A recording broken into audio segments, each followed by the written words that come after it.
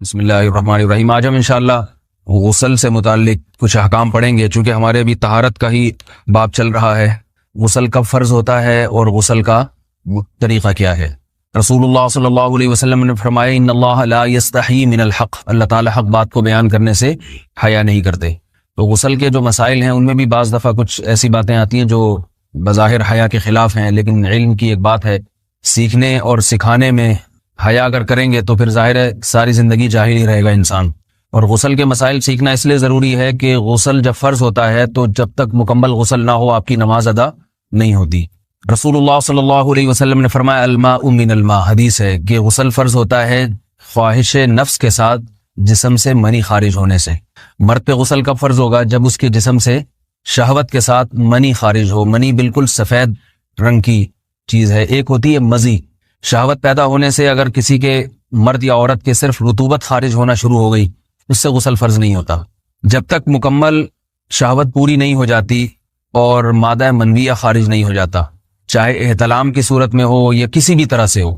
مردوں کے ساتھ چونکہ یہ بہت زیادہ ہوتا ہے، نائٹ فال کی صورت میں مردوں پر غسل کی یہ صورت بہت زیادہ فرض ہوتی ہے۔ جیسے ہی بلوغت ہوتی ہے تو احتلام شروع ہو جاتا ہے، ہفتے میں 1 دفعہ 2 دفعہ 3 دفعہ، بعض نوجوانوں کو روزانہ بھی 2 دفعہ ہوتا ہے، جبکہ خواتین میں یہ والے غسل کی صورت بہت ہی کم ہوتی ہے کہ ان کو نائٹ فال ہو یا اس طرح سے غسل فرض ہو۔ ہزاروں میں کسی ایک عورت کے ساتھ ایسا ہوتا ہے۔ ایک صورت تو یہ ہے غسل فرض ہونے کی۔ دوسری صورت کیا ہے کہ جب انسان اپنی زوجہ کے ساتھ ملاپ کرے اور انٹرکورس ہو جائے، چاہے اس صورت میں ڈسچارج دونوں میں سے کوئی ہو یا نہ ہو، لیکن دونوں پہ غسل فرض ہو جائے گا، مرد پہ بھی اور عورت پہ بھی۔ یہ تو مردوں کے غسل کے فرض ہونے کا ہے۔ مردوں کے غسل میں ایک چیز یہ بھی ہے کہ اگر آپ نے رات کو نیند کی اور صبح آپ اٹھے اور آپ نے کپڑوں پہ نشان دیکھا، اب آپ کو یہ پتہ نہیں چل رہا کہ یہ منی کا نشان ہے یا مزی کا ہے، تو بھی آپ پر غسل کرنا فرض ہے۔ یہی سمجھا جائے گا کہ یہ آپ خواب میں ڈسچارج ہوئے ہیں۔ عورت پر جو غسل فرض ہوتا ہے ایک اور صورت میں ہوتا ہے کہ جب خواتین کو ایام آنا بند ہو جاتے ہیں، حیض یا نفاس سے جب پاک ہو جائیں تو بھی ان پہ غسل فرض ہے۔ یہ تو غسل کی فرضیت سے متعلق احکام تھے۔ کچھ چیزیں ایسی ہیں جن میں غسل سنت ہے، فرض نہیں ہے۔ جمعہ کے دن غسل کرنا رسول اللہ صلی اللہ علیہ وسلم نے بہت زیادہ تاکید کی ہے۔ سنت کی 2 قسمیں ہیں، سنت مؤکدہ اور سنت غیر مؤکدہ۔ مؤکدہ وہ ہوتی ہیں کہ جن کو چھوڑنے کا اگر کوئی معمول بنا لے تو گناہ کا خطرہ ہے اور ایسا شخص قابل ملامت ہے، اسے شریعت ملامت کرتی ہے، برا بھلا کہتی ہے۔ تو غسل سنت مؤکدہ ہے، ہفتے میں 1 مرتبہ، چاہے جمعے کے دن ہو یا کسی بھی دن ہو۔ جو مسلمان ہفتے میں 1 دفعہ بھی نہیں نہاتا، وہ کتنا ہی نیٹ کلین ہو، مگر شریعت کی نظر میں وہ قابل ملامت ہے، اسے تانے دینے چاہیے کہ شرم نہیں آتی ہو مسلمان مگر رہتے ہو بھنگیوں اور چماروں کی طرح۔ ملامت تو اسی کو کہتے ہیں نا۔ اس کی دلیل رسول اللہ صلی اللہ علیہ وسلم نے فرمایا، صحیح حدیث ہے، حق علی کل مسلم ان یغتسل کل اسبوع مرۃ، کہ ہر مسلمان پر لازم ہے کہ وہ ہفتے میں کم از کم 1 مرتبہ غسل کرے۔ ہر مسلمان پر لازم ہے، چاہے اس پہ غسل فرض نہ بھی ہو۔ اور کس دن بہتر ہے؟ جمعہ کے دن۔ نبی صلی اللہ علیہ وسلم نے حکم دیا ہے کہ جمعے کے دن غسل کیا جائے۔ امام احمد ابن حنبل کا مذہب یہ ہے کہ جمعے کے دن غسل کرنا واجب ہے، صرف سنت نہیں ہے بلکہ واجب ہے، لیکن جمہور کا مذہب یہ ہے کہ سنت عمل ہے۔ غیر مسلم جب اسلام قبول کرتا ہے تو اس وقت بھی اس کے لیے غسل کرنا سنت ہے۔ جب ہم مردے کو نہلاتے ہیں تو جو مردے کو نہلائے اس کے لیے بھی خود غسل کرنا افضل ہے، سنت عمل ہے۔ عید کے دن غسل کرنا سنت عمل ہے۔ تو یہ وہ تمام مواقع ہیں جن میں غسل کرنا رسول اللہ صلی اللہ علیہ وسلم کی سنت ہے۔ غسل کا طریقہ کیا ہے؟ غسل میں 3 چیزیں فرض ہیں، منہ بھر کے قلی کرنا، ناک میں پانی ڈالنا کہ ناک کی جو نرم جگہ ہے یہ اچھی طرح تر ہو جائے، اور پورے جسم پہ 1 مرتبہ پانی بہا دینا کہ جسم میں بال کے برابر جگہ بھی خشک نہ رہے۔ یہ تو ہے فرض، یعنی یہ کام کسی نے کسی بھی طرح سے کر لیا تو غسل ادا ہو جائے گا، چاہے اس کی نیت غسل کی تھی یا نہیں تھی۔ کوئی آدمی چلتا ہوا جا رہا ہے، پھسل کے تالاب میں گر گیا، پورے غوطے کھا کے باہر نکلا، قلی کر لے اور ناک میں پانی ڈال لے تو غسل اس کا ادا ہو جائے گا۔ البتہ چونکہ نیت نہیں تھی لہذا غسل کا ثواب نہیں ملے گا، ثواب نیت کے بغیر نہیں ملتا انسان۔ دلائل اس کے الگ موضوع ہے کہ اس کی دلیل کیا ہے کہ بغیر نیت کے بھی غسل ہو جاتا ہے، لیکن میں نے بتایا دلائل کا سیشن نہیں ہے، اس میں پھر بات لمبی ہو جائے گی۔ تو یہ تو ہے فرض، پورے جسم پہ پانی بہانا، کلی اور ناک میں پانی۔ سنت طریقہ کیا ہے؟ رسول اللہ صلی اللہ علیہ وسلم غسل کیسے کرتے تھے؟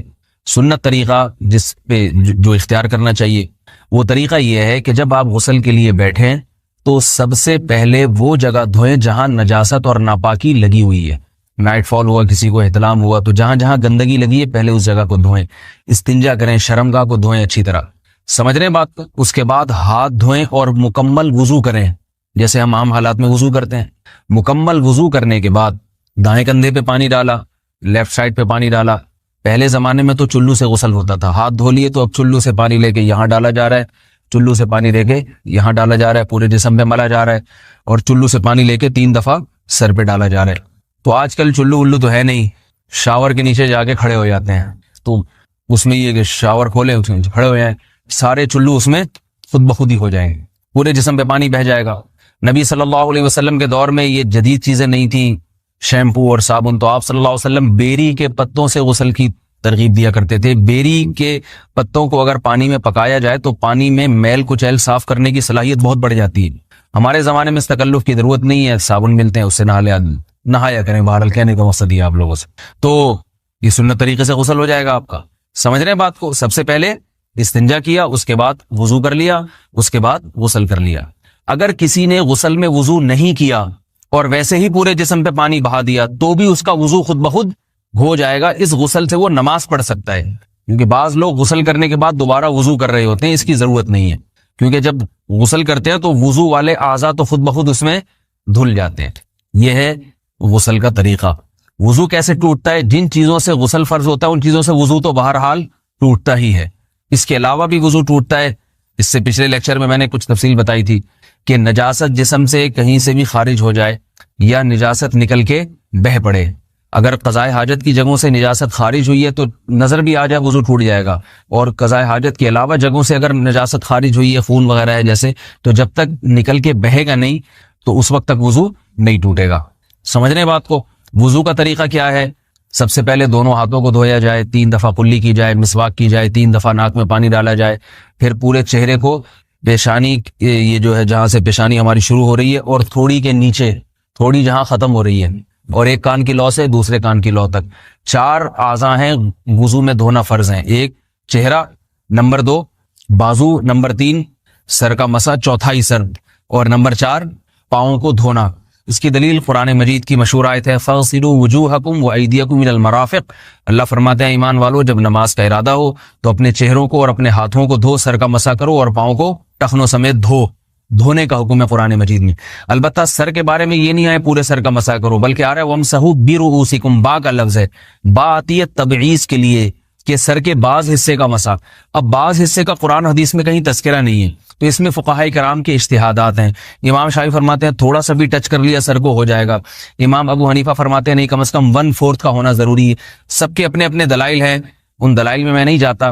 فقہ حنفی کو جو فالو کرنے والے ہیں تو ان کو چاہیے کم از کم 1/4 سر کا مسا, یہ فرض ہونے کے لیے ضروری. مگر سنت کیا ہے؟ پورے سر کا مسا.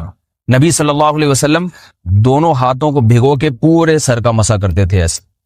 سمجھ رہے بات کو؟ اور مسا کے جو یہ ٹیکنیکل طریقے ہیں کہ آپ یوں پہلے انگلی بنائیں, پھر یوں لے کر جائیں, پھر یوں گھما کے لائیں, پھر یوں, یہ ٹیکنیکل طریقے حدیث سے ثابت نہیں. مسا کا طریقہ کیا ہے؟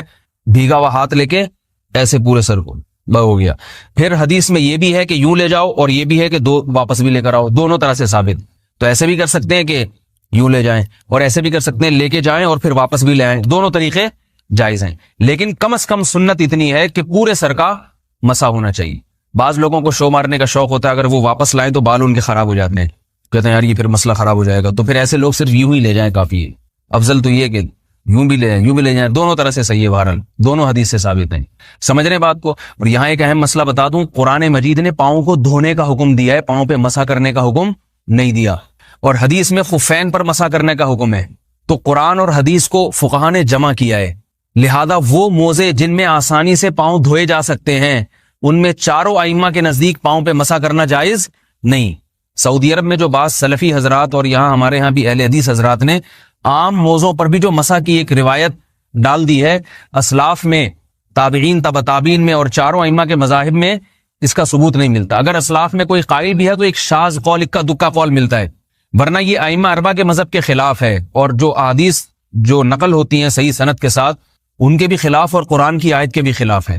اس لیے کسی نے عام ساکس پہ اگر مسا کر لیا، جو عام طور پہ آفس پہن کے جاتے ہیں لوگ، اس میں تو پاؤں، آپ اگر ساکس کو پانی کے نیچے رکھیں پورا پاؤں دھل جائے گا آرام سے. تو وہاں کیا ہو رہا ہے کہ قرآن مجید کے حکم کی مخالفت لازم آ رہی ہے، آپ پاؤں دھو نہیں رہے. تو اس لیے ہم یہ سمجھتے ہیں کہ اس صورت میں نماز ادا نہیں ہوگی. سعودی عرب میں بعض سلفی حضرات نماز پڑھاتے ہیں، وہ ایسے ہی کرتے ہیں کہ عام ساکس پہ مسا کر کے نماز پڑھا لیتے ہیں. تو فتویٰ اسی پر ہے کہ ان کی اگر کسی کو یقین ہے کہ اس نے عام ساکس پہ مسا کر کے نماز پڑھائی ہے تو اس کے پیچھے نماز ادا نہیں ہوگی، کیونکہ قرآن کے مطابق اس کا وضو ہوا ہی نہیں ہے. صدیوں تک کوئی بھی اس قول کا قائل نہیں رہا ہے کہ عام ساکس پہ بھی مسا ہو جاتا ہے. یہ ابن تیمیہ رحمہ اللہ تعالیٰ 7ویں صدی میں اس کے قائل تھے، اور تابعین میں اکا دکا قول ملتے ہیں اس کے، لیکن شاذ قول ہیں، مرجوح قول ہیں جن پر امت نے فتویٰ نہیں دیا. اور اب سعودی عرب میں بعض سلفی حضرات اس کے قائل ہیں. ہمارے ہاں اہل حدیث حضرات بھی چونکہ اکثر سعودی عرب کے سلفی حضرات ہی کو فالو کرتے ہیں، تو انہوں نے بھی وہیں سے یہ فتویٰ لیا ہے.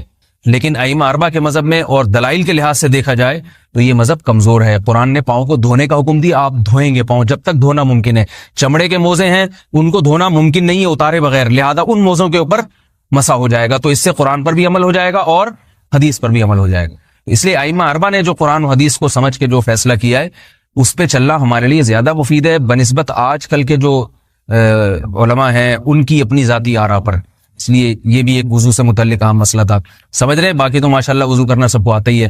اور وضو کے بعد دعا کیا ہے؟ کلمہ شہادت، اشہد ان لا الہ الا اللہ وحدہ لا شریک لہ اشہد ان محمدا عبدہ ورسولہ اللہم اجعلنی من التوابین واجعلنی من المتطہرین. اے اللہ تو مجھے بار بار توبہ کرنے والوں میں شامل کر دے اور بار بار پاکیزہ رہنے والوں میں شامل کر دے. توبہ اس لیے کہ میں نے ظاہری طہارت تو حاصل کر لی، مجھے روحانی طہارت بھی عطا کر دے. اگر میں نے گناہ کی ہوں تو مجھے ان سے بھی توبہ کی توفیق عطا فرما لے، تاکہ اس لحاظ سے بھی میرا وضو ہو جائے، اس لحاظ سے بھی میں پاک ہو جاؤں. سبحانک اللہم و بحمدک، نشہد ان لا الہ الا انت، نستغفرک و نتوب الیک.